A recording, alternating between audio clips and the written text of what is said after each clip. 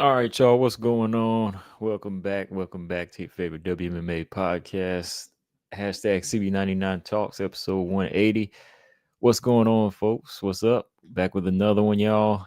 Back again. And got some good stuff to talk about today. Good, interesting things, as always.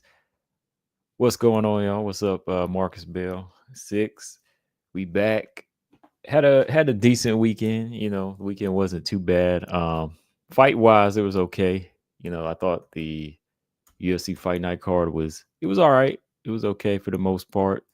Had a lot of finishes. Unfortunately, didn't have too many finishes on the WMMA side. Right. What's up? What's up, y'all? So yeah, man, we back. This one here, man. I want to just touch on some things. I want to talk about you know the uh the boldness of these fighters right now. I mean, I've been looking online, man, and we've been we've been getting a little bit of everything as far as trash talk right now. We got of course, we already talked about Manon and Valentina, but it seems like it's awakened something because these fighters now, it's not like everybody, of course, but I've been just seeing like a lot of fighters trading jabs right now. Everybody's trying to trade some jabs in the WMMA world right now, and I think they understand why. They doing this thing for promotion. They understand what's going on. So good on them. But yeah, I want to kind of go through each fighter I've been looking at that's been doing that lately. That they just been kind of going back and forth on social media.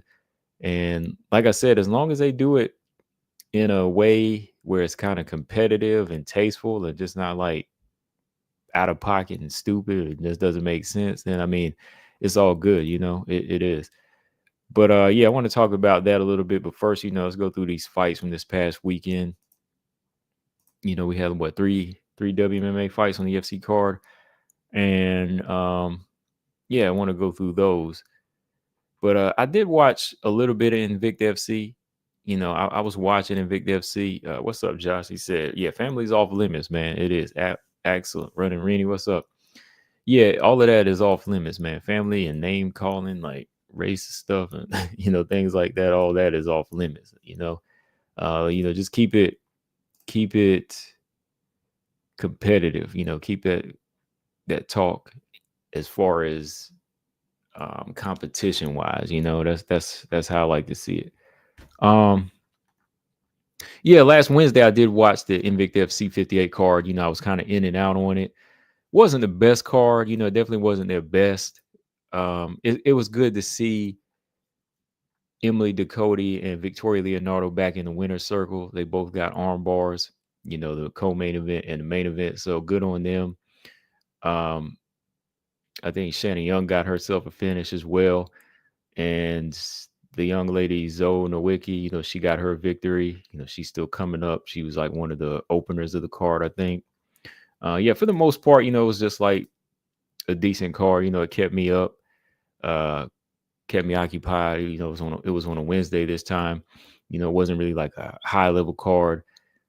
It was more of one, where you just seeing fighters that aren't UFC level, they coming back home to Invicta FC. It really wasn't one where it stood out where I was like, okay, we got some girls that signed and they ready to jump to the UFC. It didn't really remind me of the old days, when I was watching Invicta and I would see so and so on there, like, whether it was Amanda, like it's an Amanda or Rose or Tisha Torres or something like that. But for the most part, I was watching it and I thought see what's her name, Sierra Cannon versus that girl Abril. I think that fight was okay, and that Turi and Joy Pinnell, that one was all right. There's some of the fights to me just didn't really deliver that type of level where I was going to say, okay, this person's going back to the UFC or going going to the UFC for the first time. You know what I mean? What's up, Two Beasts? Thanks for the 5 spot. He said, "Guess I'll get this out the way. Next open mic combo. Let it be known I'm right here to debate the one saying Valentina's avoiding Manon." All right, for sure, it's right there. More than likely, it'll be Friday. It'll be Friday if you're open to that. Um, be out of town, in the next few days. But I'm open to that. I was thinking about doing one on Friday, anyways, because it's been a while. So even if you don't have anybody to debate you on it, I mean, I'll gladly let you come on and speak your piece on that. So yeah, look forward to that Friday if you like to do that. But let's see. Yeah, Victoria Leonardo, she got her submission win over Amanda Torres. Amanda Torres looked like she was game in the beginning. She was trying to hold her own with the striking. But I like Victoria Leonardo, kept the pressure on and made her adjustments, took it to the ground, showed she still had better grappling than this girl, got her an armbar win. And then, shockingly, Emily Ducote did the same thing. Emily Ducote in the main event versus what's her name? Yulia Ostrogova or Yulia Verkova. She, to me, was actually kind of giving Emily Ducote some trouble on the feet at times. I thought Emily Ducote was getting tagged by some good shots. I thought she was getting hit by some good shots by this girl. I thought she was actually landing some good combinations on Ducote. Ducote, like I said before, she lands a nice right hand and, she has a good, decent like timing and speed, but she's still kind of lacking when it comes to the jab. Like I still don't see like a good solid jab from Emily Ducote and not enough head movement for a good precise striker. You know what I mean? Like I think she needed to train with somebody like Joanna or somebody like Rose, somebody that would kind of polish up. Even JJ Aldridge, like I feel like somebody like JJ Aldridge is somebody she could benefit from that's a little bit more stationary and knows how to take their head off the line and be a little bit more slick and cunning with your with your straight right hand and your jab. So I think that's why Emily Ducote was forced to get this fight to the ground and take it to where she's still okay at, where she's still decent. But after watching these fights, yeah, I definitely can see why she's back in Invicta FC versus the UFC, because again, she was kind of getting hit by this girl here, getting hit with shots that she shouldn't have been getting hit with, but she showed that she was still even a step up above her. But it was looking competitive, but I think Emily Ducote learned a little bit enough from the UFC to actually win over this girl. So yeah, not bad. Like I said, this is what we expected. Even Shannon Young came out and blasted her opponent, and I was like, dang, okay. That thing didn't even last but like what, 20 seconds. It was like a 20-second fight. She just backed the girl up. That girl didn't even look like she belonged in there with her, the way she, just shielded up and gave up, So yeah, overall, this young girl, Magdalena Saban versus Jessica Holmes. That Saban, she got her a submission win. She got her a guillotine over Jessica Hope. That was like one of the only finishes on the prelims. The rest were decisions. And then you had the main card with Shannon Young winning by finish, Leonardo and Ducote by finish. So yeah, other than that, I'm looking forward to the next card. I think Jennifer Maia and Toledo Bernardo. Jennifer Maia's getting a bantamweight title shot. So that's going to be the next Invicta FC card. All right. Okay, so let me look at what y'all was talking about here in the comment section real quick. Blood Throne said, do I think Carolina and Luana Pinheiro are done? Hold that thought, and I will get to that. What's up, Paul? What's going on? Yeah, I thought that the Invicta card was decent, like I said, but nothing killer in there. The WMMA fights this weekend on the UFC Fight Night card, I would say I was impressed with Gillian Robertson. I know she wasn't impressed with her own performance, but I thought it was decent. The only finish we got on here was Melissa Mullins against, what is her name? Claudia Sigula, the Polish girl. And as y'all know, Melissa Mullins missed weight again. And I believe, at her press conference, she was saying that she hopes she's able to get a new contract, even though she missed weight twice. Well, that's something they're going to have to work on. It's either the UFC makes featherweight or, she lives that lifestyle of a bantamweight. She is kind of a thick girl. She's kind of solid, so I can see where it's kind of hard for her to maybe lose some weight. Not, of course, not as big as Kayla Harrison. She kind of goes in that category like Eileen Perez. So I can see why some of these girls are having trouble making weight sometimes. That's a rough weight for them to make whenever, they have a lot of weight in their hips and thighs and stuff. So I can see that. But if it's just a matter of being, undisciplined, then there's nothing to argue about, right? So I think that it might be a lifestyle thing, or if it is like a size thing, the UFC needs to consider making bantamweight, right? I mean featherweight. I will say this though, I still am impressed with some of the things that Melissa Mullins is able to do. Like I said, she got a second round finish over Claudia Segula. She was a step in for um who was her step in opponent? Let me check here. Who was she stepping in for is what I'm saying. Let me see. Melissa Mullins. Oh yeah, Montserrat Rendon. She was going to fight that girl Montserrat Rendon, right? So she pulls out. So this girl Segula, this is her first fight in the UFC. So I really wasn't expecting a high level. She was taking it on short notice, and I haven't really heard of her myself. I haven't really seen this girl fight too much either. So I knew she really wasn't going to stand a chance. Like I just, I just figured it because I looked at her resume. I was like, yeah, I haven't seen her fight anybody I remember except that Carolina Sobek who fights in PFL. But other than that, like I haven't heard of her, so I just figured this was kind of a easy win walking in for Melissa Mullins. But what I do like about Melissa Mullins is I like that she's able to transition from striking to grappling.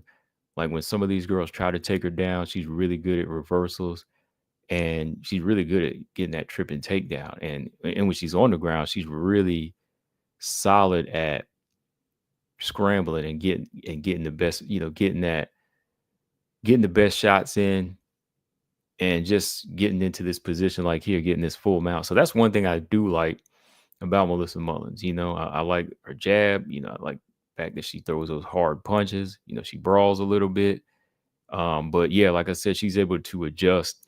So if she cleans up some things, like of course missing weight, and even cleans up her defense and doesn't take so many punches, I think that Melissa Mullins could be a threat. Of course, it's still a long ways to go for that because we need to see what she looks like against some of these other bantamweights, down the line here. Like girls like Jacqueline Cavalcanti, I can say she looks good. Like I can say she looks good, and it's time to see her step it up. You know what I mean? Like she's a little bit more technical than some of these other fighters. I think Melissa Mullins, I would like to see her in there with somebody like Eileen Perez. That would be a good fight. You would have the break dancer versus the twerker. Every time Melissa Mullins finishes fighting, she does her little break dance, which is better. I like it better than, throwing your butt in somebody's face. So that would be funny. They both have something in common. They both have trouble making weight, right? They both missed weight. They both like to dance. So, and they both like to fight. They both like to fight too. So that's a good thing. Yeah, Melissa Mullins hasn't been in a bad fight even when she's lost. So I would like to see her come back and fight another unranked fight. I think her and Josiane Nunes would be a good fight, though. Her and Josiane Nunes. Because even in that fight, I think if Josiane was able to land and tag Melissa Mullins, Melissa Mullins got that level to go to the ground and either submit you or just gain that top control and ground and pound until she finishes. So, yeah, I think there are some good things about Melissa Mullins. I do. Just think that just those little discipline things, she's got to work on. Denise Gomes and Karolina Kowalkiewicz. This wasn't a bad fight, but it was a little disappointing on Denise Gomes' side. I expected a little bit more from Denise Gomes as far as, good setup and execution here. I guess ever since I saw that Bruna Brazil fight and how she set up her knockout, I was looking at her as like, okay, this girl is going to just get better from here. But it's almost like she downgraded. Like, I know some girls when they believe in their power, like Amanda Lemos, they get a little crazy with it. But I think there comes a point where they got to say, how did I get that knockout? And they got to look at it and say, okay, this is how I set it up, right? Because even when she knocked out Bruna Brazil, and even when she knocked out Yasmin Jauregui, she was setting those shots up. But in this fight here against Carolina, after that first round, she kind of ignored setting her power up. It's like, okay, if I can't knock her out, or if it's not working when I just throw it out there and she doesn't react to my punches, it's like, okay, I'm gonna throw it out the door. Now I'm just gonna start holding you and hugging you and clenching you, right? So I just kind of thought Denise Gomes had a bad game plan in there and just poor execution. Yeah, she won the fight. I picked her to win the fight. I thought she would have won it by knockout.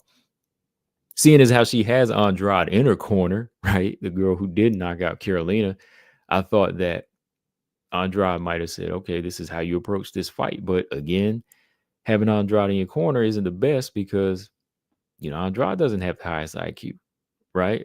Andrade's IQ isn't the highest either here. So having that might not be the best for her.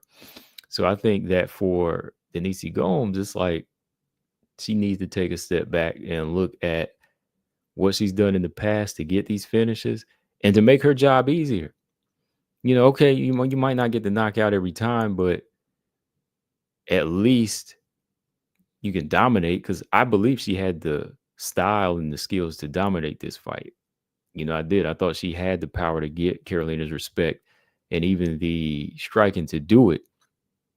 But here she kind of made the fight harder. I thought she just made it a little bit too hard for herself, pushing and holding and doing a lot of cage clinching, which was kind of wearing her down. So this is like the second fight in a row where she's kind of giving herself a hard time.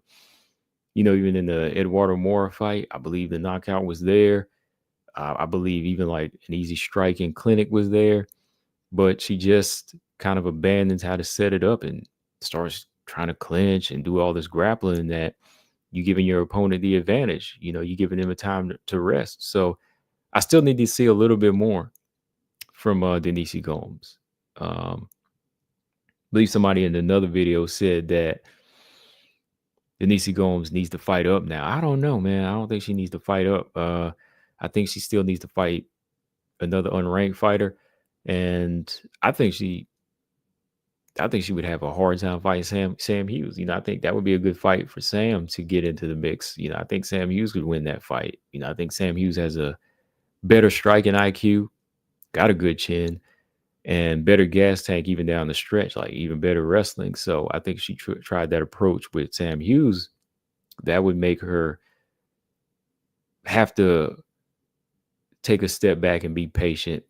And if she doesn't pick it up, then, I think somebody like Sam Hughes would outstrike her, even out wrestle her, So that would be a good test for Gomes, even though I think she would lose that fight. But I think that would be a good wake-up call for her, Carolina Kowalkiewicz, like I said, I expected her to lose this fight.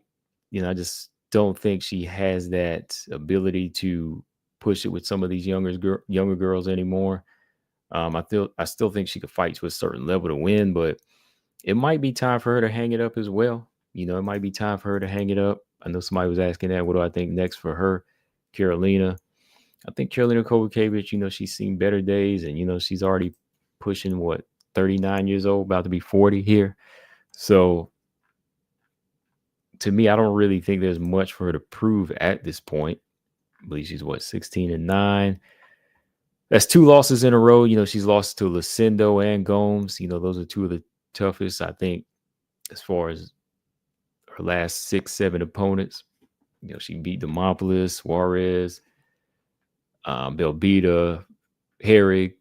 There's not going to be too many more of those girls. There's not going to be too many more of those girls for her to fight. So I think that there has to be a point where, you have to have that stopping point, because those type of fighters are going to run out. I know she was probably approaching it like a gatekeeper and going to keep doing it for so long. But even then, some of these gatekeepers are going to be beaten. She had lost 5 in a row at one point, put together a 4-fight win streak. Now she's on a 2-fight losing streak again, you know. So I think maybe since Carolina does show more heart and she will she lets go more than like Andrea Lee. I still think Carolina has something a little different than Andrea Lee where she does come to fight and she still can get some wins. Cause see, like she did go on a 5-fight losing streak, but the UFC didn't cut her. They gave her a chance and she came back, got 4 more wins, right? So I think that she could maybe do 1 or 2 more, but then I think she needs to probably start to look to calling it quits. That's just me. That's just me. So whoever they want to line Carolina up with that's unranked right now, that's fine. I don't know. Who do y'all think? But I think Denise Gomes line up against another unranked fighter like Sam Hughes would be a good test for her. Honestly, I don't see her winning that fight, but if she could win something like that, like I said, it would kind of force her to get better in that fight and make the right adjustments. All right. This one here, I was impressed with Gillian Robertson. Gillian Robertson taking on Luana Pinheiro. I was a little surprised. Like I did go 3-0 with this one. I picked Melissa Mullins, I picked Denise Gomes, and I picked Gillian Robertson to win. I honestly thought Gillian was gonna get a finish. I was thinking that she was gonna get a finish in this one, but I think maybe Gillian was trying to push it too much. Maybe she was pushing it a little too hard, or maybe it was the fact that Lana Pinheiro's takedown defense was good at times, and maybe she did improve from the last point. But I just kind of find it weird because I did pick Gillian by. Did I pick? I just picked her to win. I thought she would win by like a submission. I ain't gonna lie. I thought she'd win by submission because when you look at like Angela Hill submitted Luana Pinheiro, But I guess the thing you have to look at is maybe this is how MMA math works sometimes. Like, all right, like this person will get a submission, but this person here who's known for submissions, they might not get it, right? And I think that comes from the danger factor in there. Luana Pinheiro probably didn't expect Angela Hill to submit her, right? So if you don't expect that person to submit you, your guard's going to be let down, right? So not expecting Angela Hill to submit her makes her think there's no submission threat. So she gets submitted. With Gillian Robertson, she knows she has to be on her guard. That's probably why she didn't get submitted, right? Because takedown defense on point, throwing the good jabs to the stomach of Gillian Robertson, just keeping her back, doing a lot of movement until the end of the third, right? So maybe it was just that. But I thought Gillian did much better than I thought she would on the feet. She connected more. The first round, I believe she did get some takedowns. She got a couple of takedowns, put a lot of pressure on Pinheiro, and just kept the fight in a cagey space that made Luana Pinheiro have to work and move and never was really able to get off her own work. I did give Luana Pinheiro the second round. I thought Luana Pinheiro was landing some nice jabs to the body, and Gillian was getting hit a little bit more in the second round. So I could see why she wasn't happy with her performance in that one, because I was like, okay, now Gillian's kind of following here. Gillian was throwing a lot of kicks. Doesn't throw a lot of jabs, but she throws a lot of kicks out. Throws some nice leg kicks, but maybe she needs to mix it up a little bit more here, because she was getting tagged a little bit more than I think she should have been getting hit with. Had Luana Pinheiro had like a higher IQ when it comes to throwing her strikes, after she throwing them jabs to the body, she probably would have went up top and landed some right hands and maybe rocked Gillian, but she didn't really have that execution. I mean, she was throwing a nice jab to the body, though. I was surprised that she was throwing it like that. That was good. But the third round, Gillian just took it home there and, started doing what she does. Get it to the ground. When she's getting you down, she's landing strikes too. So Gillian, she can submit you, but she can also outwork you on the ground. So I like that about her. I like that she wanted to be better. And I like the fact that she was hard on herself. That's the only way she's going to get better, because I used to think she was kind of content with where she was. No lie. Like even when she was at flyweight, I thought she was fine with just submitting people on the low end and just kind of going from there. Because I never really saw the improvements back then. I never really saw the improvements back then. Like everybody else who would come in would surpass her. Like When Aaron came in, she surpassed her. Tyler beat her and then surpassed her. Everybody was kind of surpassing her. So I was just like, okay, maybe she's fine with being right here. But I guess it was just a combination of the skill set at the time and the weight she was at. Because now that she's at 115, I think, Gillian has potential. I think Gillian, after seeing this performance, now that she's knocked down 4 wins at strawweight, and one that you could argue that she did pretty well in against Tabitha Ricci, I think, Gillian can get the top 10, man. Like, this will be the first time, like, she's gotten this high, and I can actually picture her fighting Wei before I could see her fighting Valentina. That's crazy. Like, when she was at flyweight, never even came to my mind to say, okay, one day we're going to see Valentina versus Gillian. I ain't being mean. I'm just saying I never saw that. I never even saw something like whoever was at the top, like Lauren Murphy versus G Rob. I didn't even see that. Like, anybody that was at the top 5 at that point back then. G Rob taking on Chikagan. I didn't see any of that. I know they did fight in the jiu-jitsu tournament, but that's different, but I just didn't see Gillian Knight taking on the top 5 at flyweight. But here I can see it. I can see it here. I can see her versus Jan Janan next, or Verna, or shoot, if some of these other girls are gone, you might see her and Wei fight one day. You just never know. But it's still going to be a while. It's still going to be a few more fights before we see something like that happen. But I can see her doing well and making top 7 if she continues to be hard on herself like this. I can see that. I can. Easy said Gillian is looking better on the feet with every fight. She's still not a striker, but you can tell she has the basics now. Right. Yeah, like, she ain't no striker, and I don't want to expect her to be, right?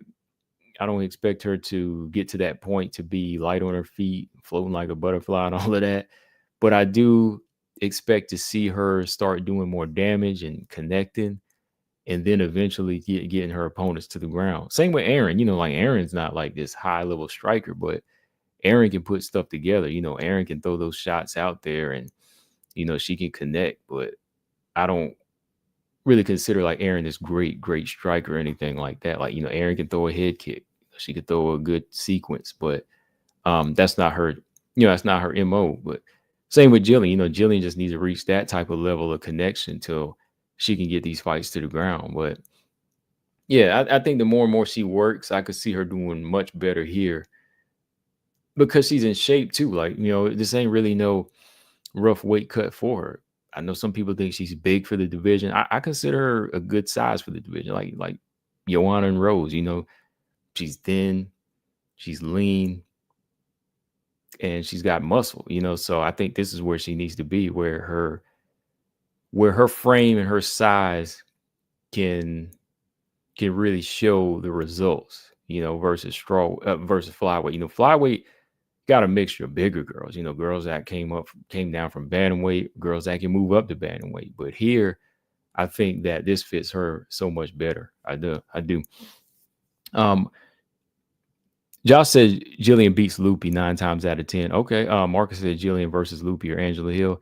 Yeah, I personally don't want to see the Angela Hill fight anymore, since Angela Hill just lost. And I just think that's kind of a step back. Had Angela Hill won her last fight, yeah. I know Angela Hill's like number 12, but I would shoot a little higher for her. I would do Loopy before Angela Hill. I just think I could actually see Gillian winning that fight now against Angela Hill, because I think Gillian's a little bit stronger now, and I think she is a 3-round fighter. She will push the pace the whole fight, and eventually I think she will get like Angela Hill down, like, with her style. Loopy would be more of a test, I think, but even then, like, Loopy, she takes minutes off in a round too, so that would be a good fight. But I would like to see her at this point take, she already won 4 fights and she's won 3 in a row. So I would give her my girl Marina, a number 9. I would go ahead and say Marina Rodriguez. That would be a good striker versus grappler type of fight right there, because we'll see how far Gillian's IQ has come as far as striking fundamentals. Can you close the distance? Can you take away Marina Rodriguez's power? And can you submit Marina? Ain't nobody submitted Marina yet. So that would be a test in itself. Mackenzie Dern didn't. Verna didn't. Lemos didn't. Lemos stopped her, but nobody is still submitting Marina Rodriguez. So that would be a good fight to see. Like, is her submission skills that good to go against Marina? Even though Marina doesn't have like this great ground game, she's got really good submission defense. So I think a Marina fight would be good at this point. Angela, not so much. I was calling for that. Both of them were winning, but I think Angela, that last fight against Ricci just is like, Gillian versus Amanda Ebos. That is a good one too. I think that's a good one. I think whoever wins the Dern Ebos fight is a good fight for her. I think that would be good. Whoever she's able to get out of that fight, whether it be the winner or the loser out of this rematch coming up, that's a good one. But yeah, I think at this point, I like where Gillian's kind of going. I think she's learning more. Like I said, I'm not trying to overhype. I just think that she has a better mindset, and I see the results with her here. She looks better. I think she looks better. She doesn't look overpowered. Like she doesn't look like undersized is what I mean. Like she doesn't look like she's getting overpowered like she was at flyweight. Those girls, she could submit some of the girls like Courtney Casey and what is her name? Priscilla Cachoeira. She could submit girls like that. But when she was in there with the bigger, stronger girls like Miranda, Tyler, it was hard to get a win streak together, and that was another thing. Yeah, like her win streak here, this is her best win streak, 3 in a row. Last 5 fights, she's 4-1. That's the best G-Rob has looked at in forever. It's always been like a win-loss pattern at flyweight. So just keep doing what you're doing. I think she just needs to keep doing what she's doing here, But yeah, they were decent fights. Yeah, like I said, I got all these picks. I really wasn't like in it as far as like, oh, I'm picking this person. I just I think I'll go with Gillian here. And even though I wasn't happy with Gomes' performance, I had to stick with her. And even though Melissa Mullins missed weight, I had to stick with her. All right. Okay, man. So I was just looking through a lot of social media, IG, and looking at the news, and I just been seeing a lot of little stories here, man. Like I just been seeing a lot of these girls now starting to get on the mic, man. Like I don't know if you noticed that, Marcus, but there's been a lot of like little verbal altercations online between these girls. Everybody is starting to jump on the mic, man. And if you got to get on the mic to make your point known, then do it. And y'all know the one that hit me first was Manon and Valentina. Like the minute I heard of, I heard about the tweet and I saw it, I was like, dang, is that Manon talking right there? Manon was just the things that she said, about she was going to retire Valentina, you need to hurry up, this and that, to sign the fight.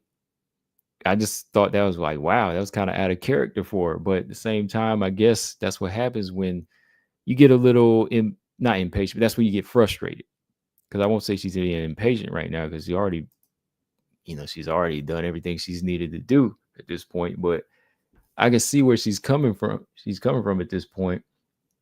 But yeah, when I saw it, I was just like, dang, okay. But the funny part was hearing Valentina respond.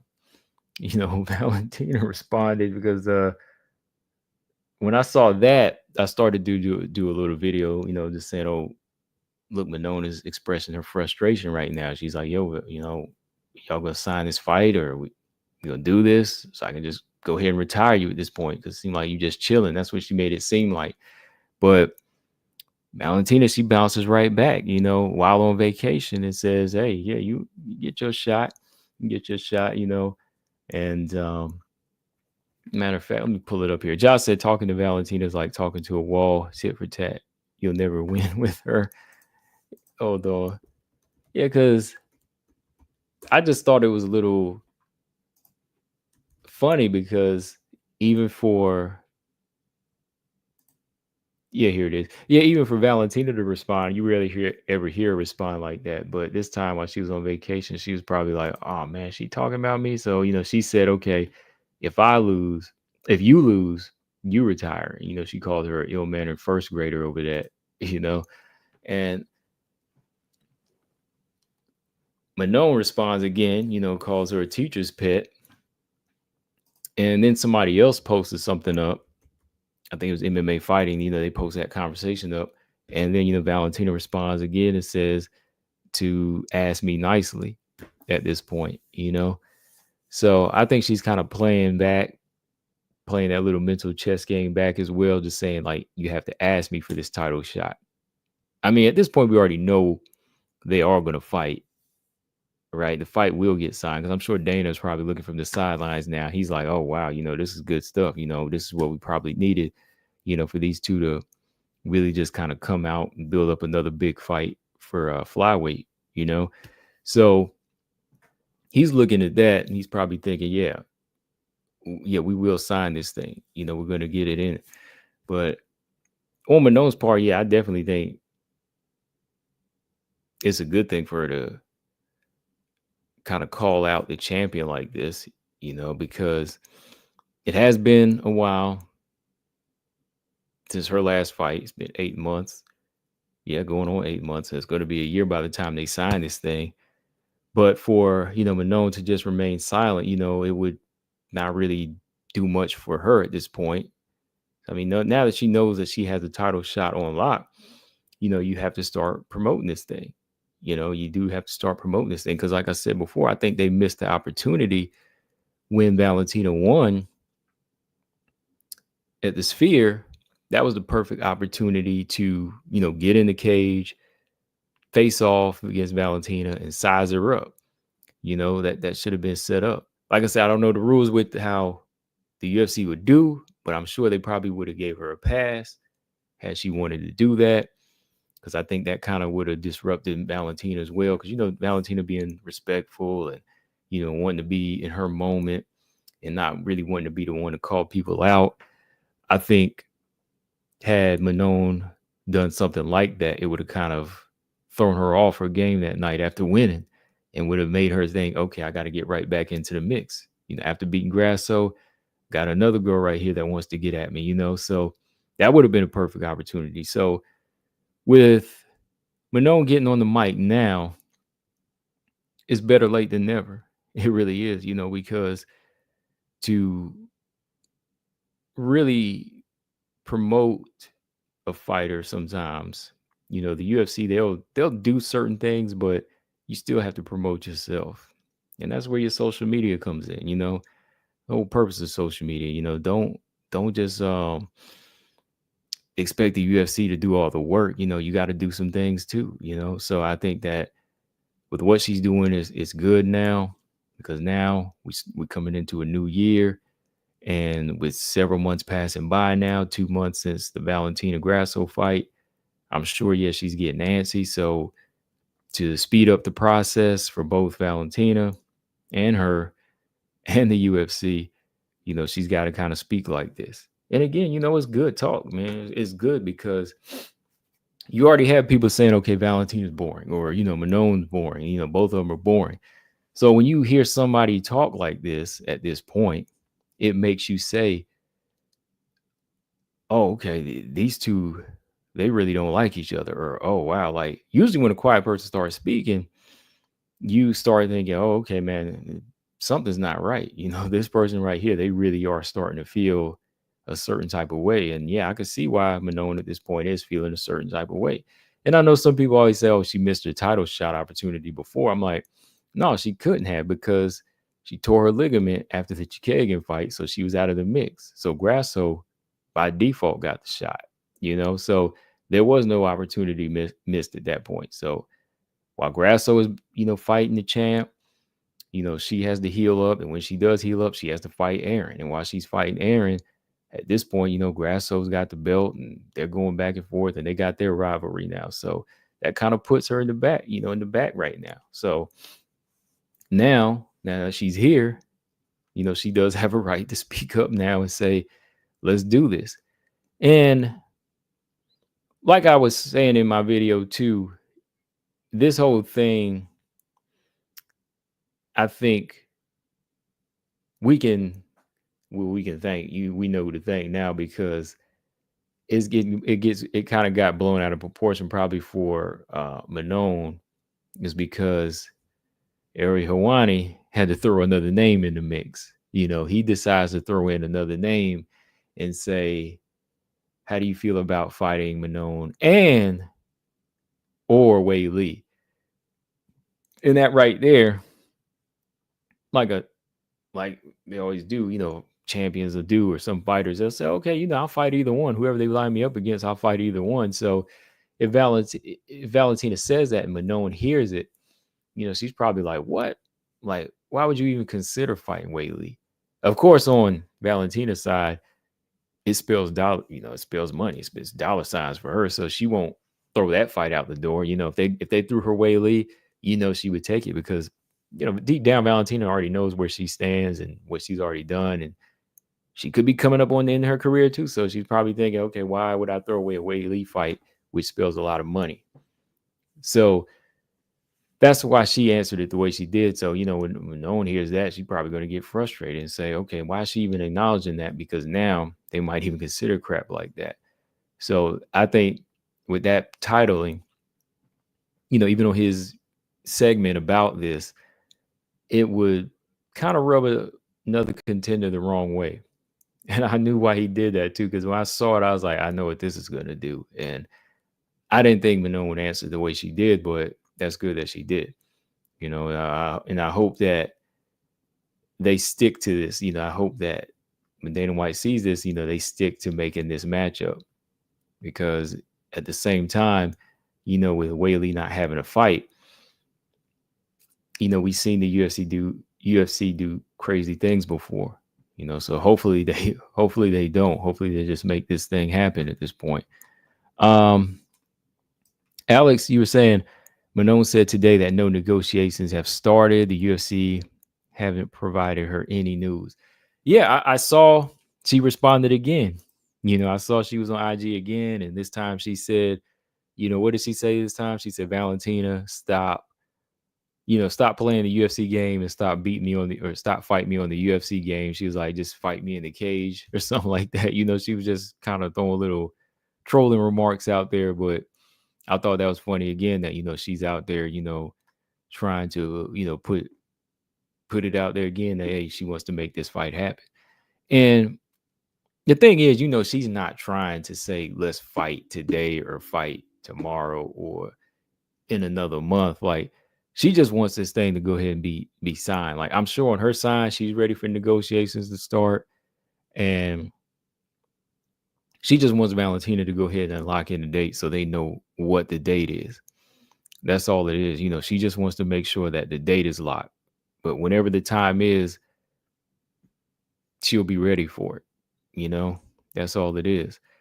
So I think that, again, that frustration comes in from, okay, Valentina, she is on a vacation right now, but at the same time, it had been over a year since their fight with Grasso.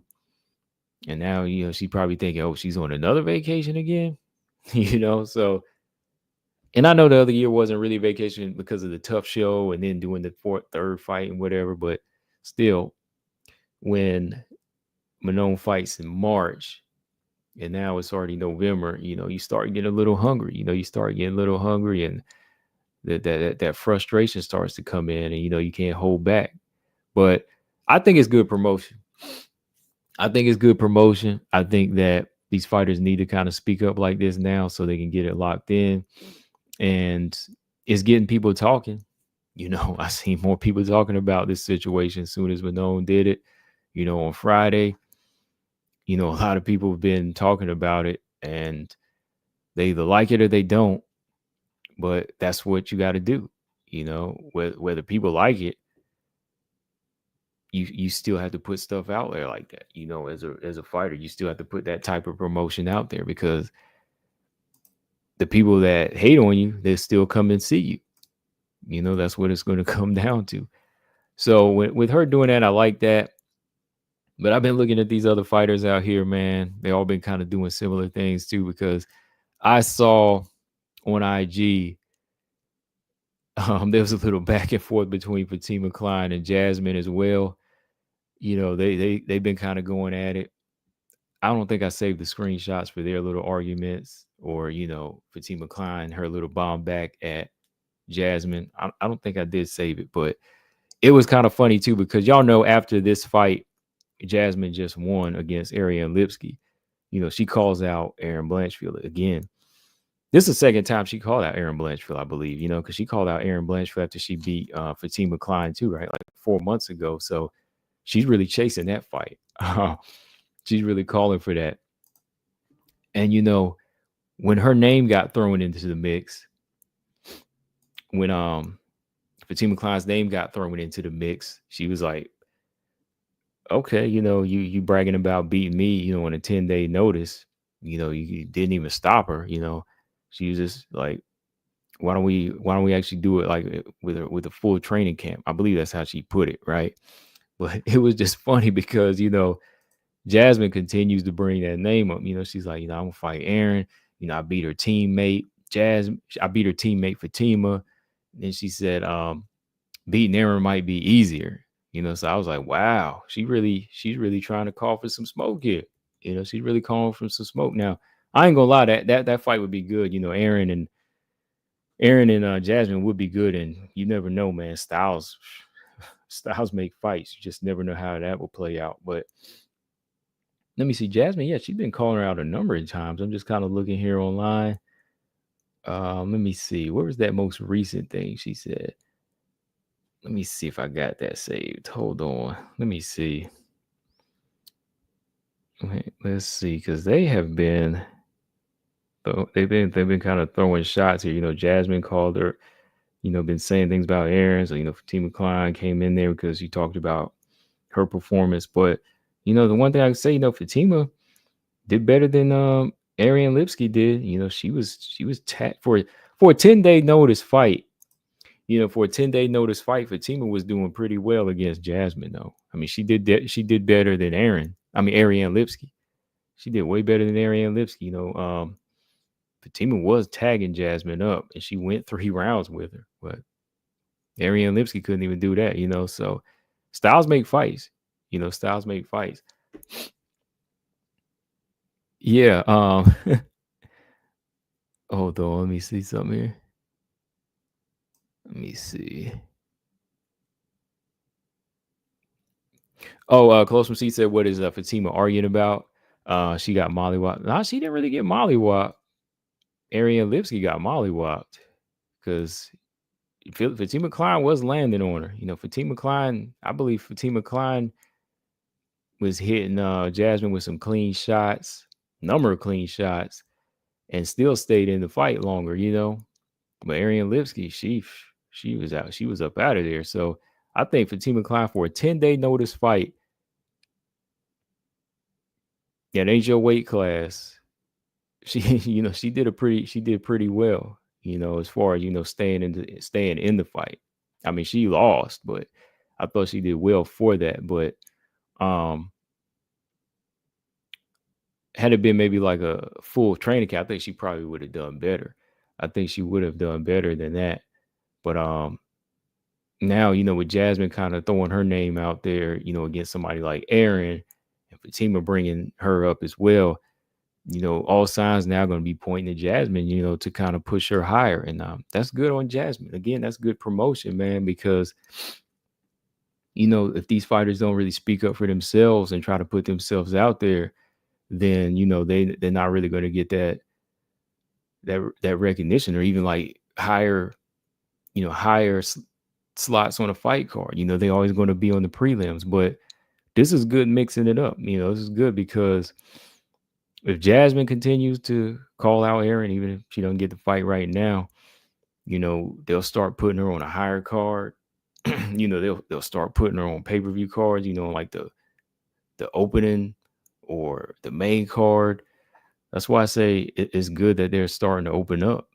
Whether you agree with what this person says or not, it's making people listen, because then if you don't agree, you'll say, okay, I'll pay to see this person get beat up. Right? I'll pay to see this person get beat up, though. Yeah, 2B said principle over profit. Whaley does not deserve a shot over Manon, period. Exactly. You don't. She doesn't. She don't, and I don't think that needs to happen. And I think it won't happen. I think it won't happen, 2Bs. I think it won't. It shouldn't happen because, again, it just doesn't make any sense. The only person it would make sense to is the champions here, to get the money.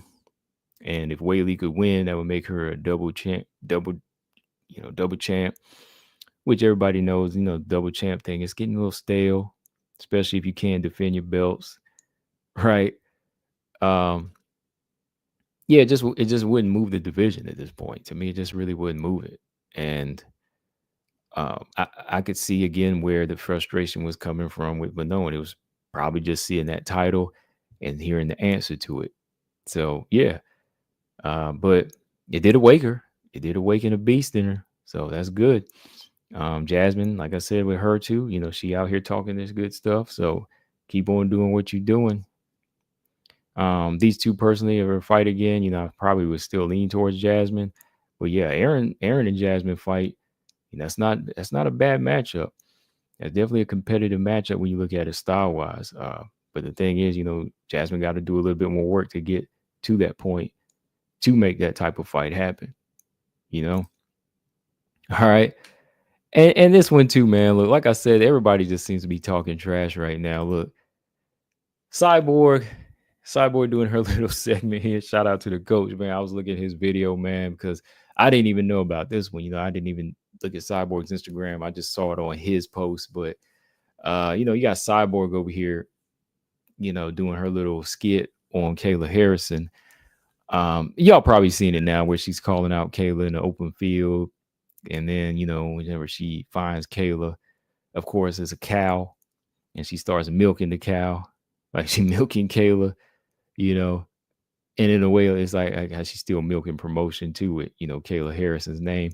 Yeah, she was doing this whole thing, and she's still, putting Kayla's name out there, and she's still calling her out, and just making these little skits now and kind of throwing shots. But the one thing I will say with this one, like the thing that makes this different from Jasmine and Fatima, Manon and Valentina is this one ain't even gonna happen, right? This one here, like it wasn't even like, oh man, it didn't even get me hype. I'm just kind of talking about how these fighters are all kind of throwing jabs. This one here was probably the most meaningless one. This one here is probably the most meaningless one because number one, Cyborg, you already beat the champion. You already beat Larissa Pacheco, right? And number two, you signed the PFL. And number three, Kayla's in the UFC. So to me, this was probably the most meaningless exchange of jabs, or even start of another beef. Doesn't really do anything for me. See, at least Manon is calling out Valentina because she feels like Valentina is holding her up. Whether we believe that or not, okay, that's another thing. But Manon is saying, hey, I want my shot. Stop holding that belt up so I can retire you. So there's actually some facts to that. Manon is on a time clock too. She's getting older. She's not getting any young. Valentina's older now, so she could retire her, right? Valentina is on another vacation, and Valentina is not fully said she wanted to fight Manon. She just said Whaley or Manon, right? So there is facts to what Manon was speaking. They're in the same division. She's earned the title shot, and that's what it is. Even Fatima Klein and Jasmine makes sense. You know why? Because number one, they already fought, but they're still in the same company. They already fought, but they're still in the same company. They may be in different weight classes, but they're still in the same company, so that type of trash talk makes sense. But my thoughts on this, it was just like Cyborg, Kayla. I'm like, okay, wow, like everybody getting riled up now in the WMMA world here. But this one here doesn't really make sense because, yeah, Kayla's not coming over there. Kayla just left. I don't even know what was said. Like, did Kayla do another interview? Did Kayla do like another interview where she mentioned Cyborg? Like, why was this even brought up? That's the big question. Like, can anybody answer that for me in the comment section? Like, did Kayla recently mention Chris Cyborg for her to do this video? That's the question. Oh, let me ask you, Marcus, because I know we be both be keeping up with stuff. Like, did you see it anywhere, Marcus? Like, did Kayla call out Chris Cyborg? Did she say anything about her to make her or force her to do a video or a little skit like this? Because this really doesn't make any sense, because Kayla Harrison is not going to fight her. Whether we feel like Kayla avoided her or not, but at this point, I mean, like, that's kind of like old news now, especially whenever Chris Cyborg just won the belt. Like, you already beat the girl who beat that girl, so why even bother with that fight? It just doesn't make any sense at this point.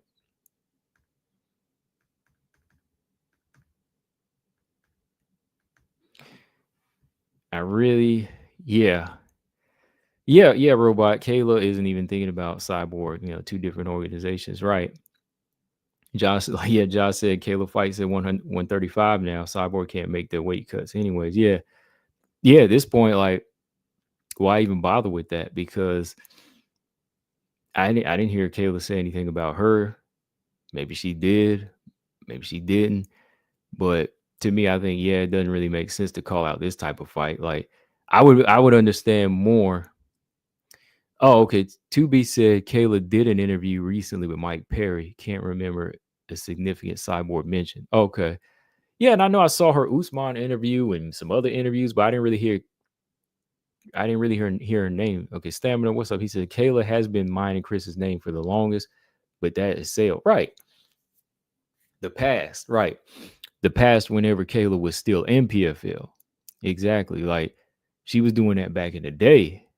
But now that, Kayla's already gone and you've got the belt and you beat that girl that beat her, let it go. You the older person here, right? You got to be the older. You the veteran. You the one got all these belts.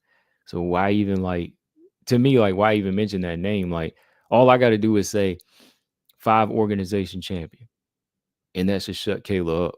Like, I wouldn't even have to sink to her level. You know what I mean? That'd be like one of these little guys in boxing continue to call out Floyd Mayweather or Manny Pacquiao. All you got to do is say 8 division world champion, 5 division world champion, and they would have to shut up. You don't have to sink down to their level at this point and start saying, oh, look, this person's a cow and this and that. That's what I'm just saying, like, because there's nothing behind it. Unless y'all were in the same organization, okay, cool. Because that means we building up promotion for a fight. Like, basically, I'm saying, what if Manon did it? Like, it would piss people off if Manon Fiorot did it to Valentina, if she did this skit, but we would know what it was going to lead to, right? They're in the same organization, then they would be about to fight. So if, like, Manon was out here milking a cow that she was saying, hey, Valentina, where you at? Where you at? It would kind of it would be funny and corny, but it would make sense because the fight would be happening.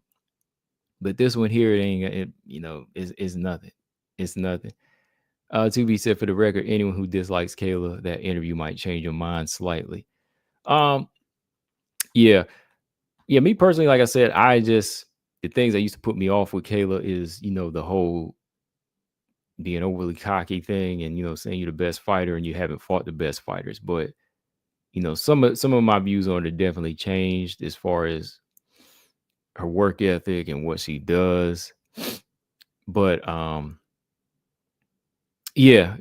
just think sometimes, whenever people get ahead of themselves, that's what kind of puts me off. Some people, whenever, they try to say they're the best without the names, it's got to be resumes with me.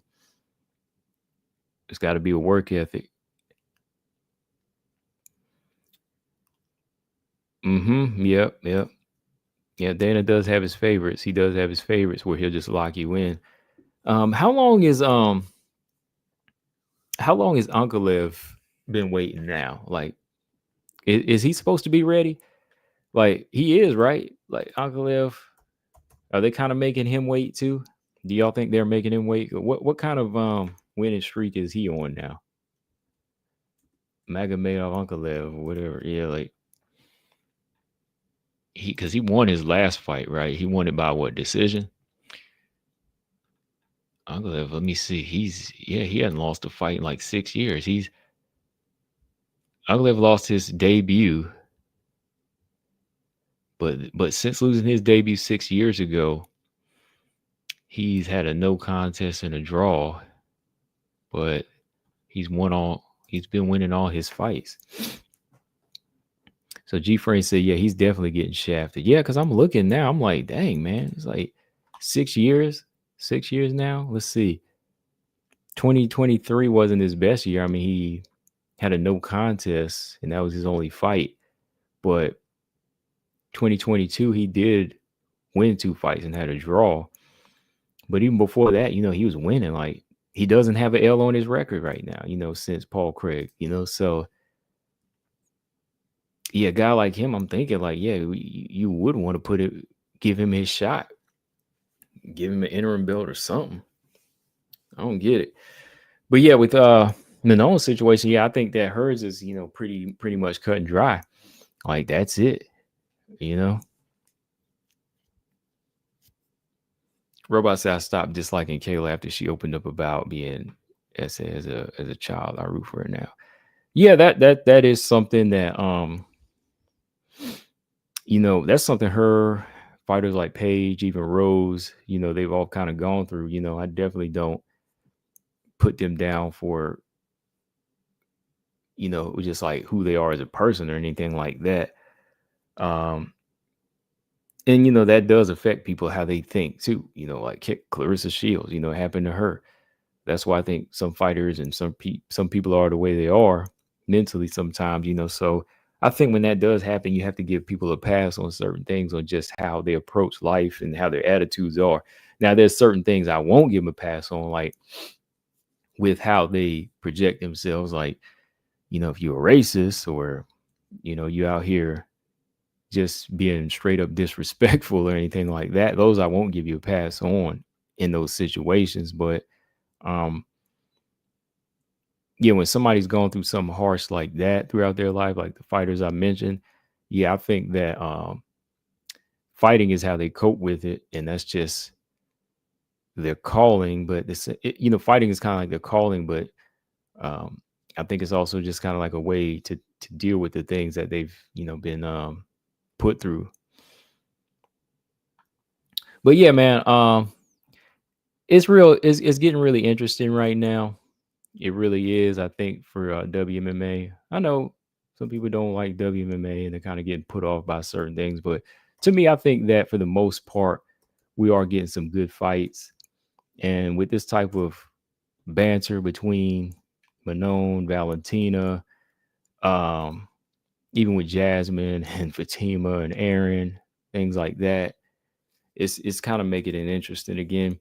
Like I said, Cyborg and Kayla, that's just kind of like a funny skit, on the side.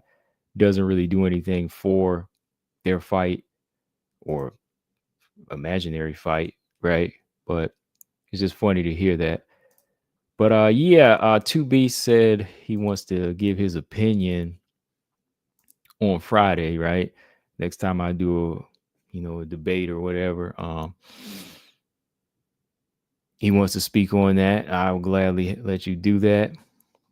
Let me see. Yeah, because this weekend we got UFC 309 coming up, and we got Viviane Araújo taking on Karine Silva on the prelims, the early prelims, with Veronica Hardy versus Eduardo Mora. Okay, so not a lot of WMMA fights on the next one, but Araújo Silva should be interesting. Like I said, that's not really one I'm looking forward to, but it really won't be a long show to talk about other news on Friday.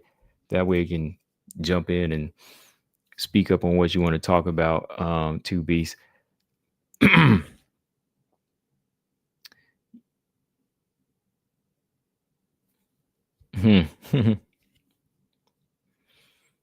Whaley's already put in that offer at the end of the UFC 300, and I didn't even throw in a line. Whaley put in an offer for what? The fight? For the Valentina fight? don't really think you shouldn't have to put in an offer. I mean, your offers are your wins, like your offers are your wins. You put in a 7-0 win streak at flyweight. That's yours. You earned it. That's your title shot. You know, that's why they labeled it that. Aaron versus Manon was title eliminator. So whoever wins that gets their title shot, right? Josh said, "How is Arujo still ranked? She lost to everyone ranked higher than her." Yeah, I think I think there is a point where Arujo should probably be ranked somewhere where Jasmine is and Casey O'Neill is at this point. I mean, I like Arujo. Don't get me wrong, I like her style, but she's just been losing, man. Silva, Ebas, Grasso, Chikagan. Only girl she had beat, I remember, in the last few fights was Andrea Lee convincingly and Roxanne. Because even the Jennifer Maia fight, honestly, that would put her 4 losses in a row. Honestly, man, I think Arujo might be looking to get cut. I do, man. I do. Josh said Arujo's 9 and Jasmine 14. Yeah. Honestly, Jasmine might. Well, Jasmine, I mean, she ain't put in the opponents yet, but she's looking like she's more game than Arujo, but she still needs to fight. She does. Like, just on paper, when you look at it, you say, "Oh, Arujo, okay, this girl, she needs to be down there now," right? She needs to be down there. Paul said, "Just tell me who Macy's fighting combo. That's all I want to know." Man, if I knew, I would tell you. My question more so, Paul, is just tell me, when is she fighting? When is she fighting? Because I just want to see her back in the cage, period. Because Macy's got a nice little win streak too, and I just want to see what she can do. I know that win streak ain't the best right now as far as like some of the controversial decisions on there, but she's in that position. I tell you what, man, Natalia Silva ain't no joke though for her, man. I tell you that right now. It really ain't, especially coming back after her. Let me see, how long of a layoff? Chikagan was her last fight, right? Her last fight was Chikagan in March. Oh, you know what? It hasn't been that long. Like, it really hasn't been that long for Macy Barber. Like, it almost feels like a year, but it's about the same length as Manon because they both fought in March. Macy fought Chikagan in March, and Manon fought Aaron in March. So she's on the same turnaround time. Like, she's going about 8 months in deep. So her next opponent could be Natalia Silva. Natalia Silva is 2 months removed from her fight, looking to come back in 2025. It could be that name. Aaron and Macy. Aaron and Macy, too, is also game. Josh said Macy needed to run some of her fights back. Yeah, that Miranda Maverick fight, I thought Miranda won that. But dang, man, Miranda is getting to fight Jamie Lynn Horth, man. She keeps getting the raw in, man. Like, somebody always pulls out of her fights. Dang on it. They need to give Miranda Maverick Casey O'Neill next. After she fights Jamie Lynn Horth. Now, if she go in there and beat Jamie Lynn Horth and she finished Jamie Lynn Horth, they need to go ahead and give Miranda a ranked opponent. Go ahead and give her Casey O'Neill. Go ahead and give her that KCO, or give her Ariane Lipsky. That's a good fight right there. Ariane Lipsky or Casey O'Neill for her. Because every time she's got a fight lineup, somebody pulls out of the fight. Because this time she was supposed to fight Tracy Cortez. Okay. Got a setback. Nobody volunteered to fight except Jamie Lynn Horth. Shout out to Jamie Lynn Horth. She's ready to come back again. But I think that's a fight Miranda's got. I think Miranda's got that one. I think she can win that and move on from there. She goes in there and dominates. I know Miranda will call people out. That's the thing.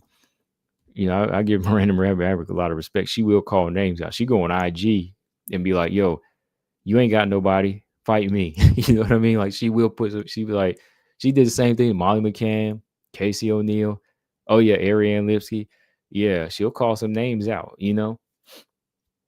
So put, go ahead and put Horth in there. Let her get that fight. And I know if she looks good, she's going to have the argument to back it up and say, I deserve a ranked fighter. And I hope Miranda calls out those names, Ariane Lipsky or Casey O'Neill this time.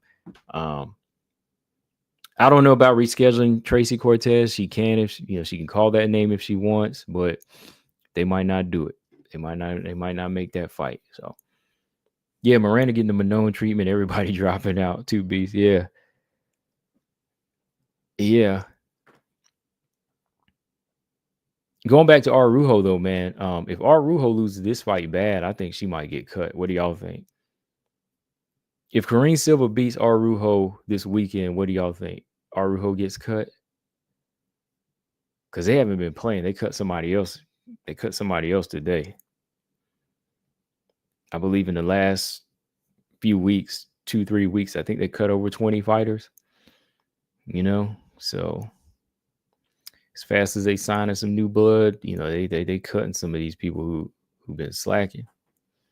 So I don't know. I just don't know.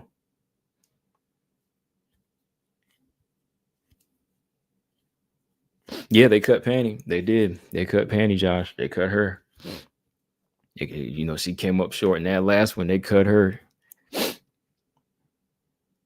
Yeah. There's the scissors. Yep. G Frame said they're gonna cut her. Yeah. Panty lost to all higher ranked opponents. But that's the thing.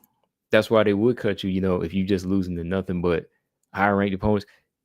You still ain't showing up. You still ain't showing us nothing. In the Ketlin Vieira fight, Rocky fight. Who else did she fight that was high ranked? Did she ever fight Yana? Well, she got submitted by Panty. Panty got submitted by Macy Chase on that second time around. So yeah. Yep. But all right, y'all. I'm about to jump off of here. Good conversation, good show tonight. I just think that right now we got some good banner going on between some of these ladies, especially here in the flyweight division. That's what we need. Get this fight locked in, make it happen. Valentina Manone. Yeah, that was kind of dirty though. I saw Ariel Helwani, that's why I posted it. Ariel Helwani put that little title up there. He just mentioned Wei Lee's name and not Manone. That was crazy, man. Because I'm like, why are we even talking about that fight? That's not even a fight that happened right now. Like, why would you even do that? Let me see here. Where is it? Hold on. Like, why would you even do that, man? Like, stop thinking in these terms of casual, man. Like, where is it? Yeah, open the Zhang Weili super fight. Yeah, stuff like that. Like, you ain't even mentioned the rightful contender next, man. So Valentina had a right to just kind of come out of Manone had a right to come up and just start putting her name in there, just start talking, make it a war of words. Make it a war of words so even the fans on both sides want to see this fight. They don't even want to hear no talk about Weili jumping up to 125. Not unless she fighting Barber. That's all I'm saying. I'm gonna make him do it the right way. You want to jump up to 125? Fight Macy Barber. She ain't got no opponent right now. You do that. You fight her. You fight Natalia Silva. But you ain't fighting the champ. You can't fight the champ yet because you already got a fighter lined up. Got the beast lined up. But yeah, I watched it and I was like, oh boy, here we go. Here it goes. All right, y'all. But on that note, hit that like button and subscribe. And we will be back on. I don't know. I might come back on later this week. We'll see. I'm on the road and might do something just to jump on and talk to y'all. But definitely on Friday, we're going to do a little open mat talk. We're going to do this little open mat talk because I'm going to go ahead and put it out here now just so he don't be a no call, no show. I'm going to go ahead and put it right here just so you see it before I go. Yeah, we're going to do a little open mat talk featuring 2 Beasts as a guest. So be open to that. And of course, anybody else want to chime in on what you got to say? If you disagree with what he says, definitely want you on there. All right. James said, yo, do you think Kareem dominates Arujo or what? I think she could. I kind of think it might turn into kind of a respectful fight from both fighters where neither one of them really wants to do something crazy or open up, which might make Kareem Silva's stock go down. She might make her stock go down by fighting a boring, careful fight. But if Kareem goes after it and gets into her mode, I think she could dominate. I see her dominate more than I do Arujo, James. Yeah, boxing on Friday. Is that the Mike Tyson fight card or whatever? Yeah. We got the rematch between Taylor Serrano. So I'm definitely watching that. I'm definitely be tuned into that. Taylor Serrano too. Easy said, what are we going to be talking about Friday? Well, Easy, we talking about, well, Two Beasts had a topic. He said, if I have time on whatever day this week, he wants to debate anybody who says what Valentina's ducking Manon. How did you phrase it, Two Beasts? Kind of, it's just, yeah, it's just an open thing about this whole situation right now, flyweight.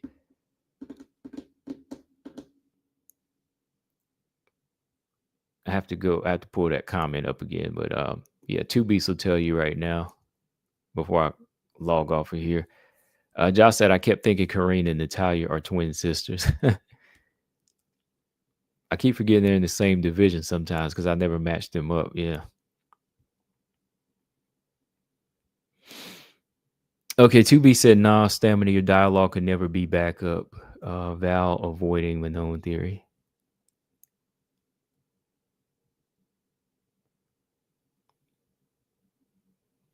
Yeah, Taylor Serrano, if it ain't Taylor Serrano, yeah, I don't want, yeah.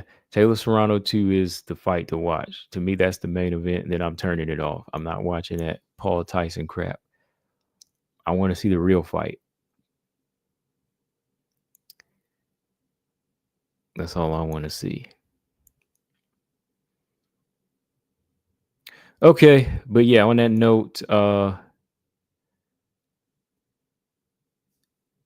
but yeah, easy. You free to come in as well. If you however you want to look at it. However whatever you got to say.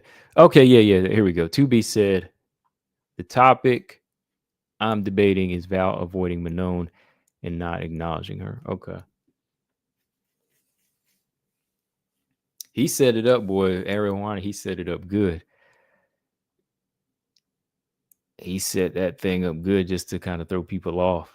All right, y'all. But let me shut this down. I'll catch y'all on that Friday one for sure. Peace.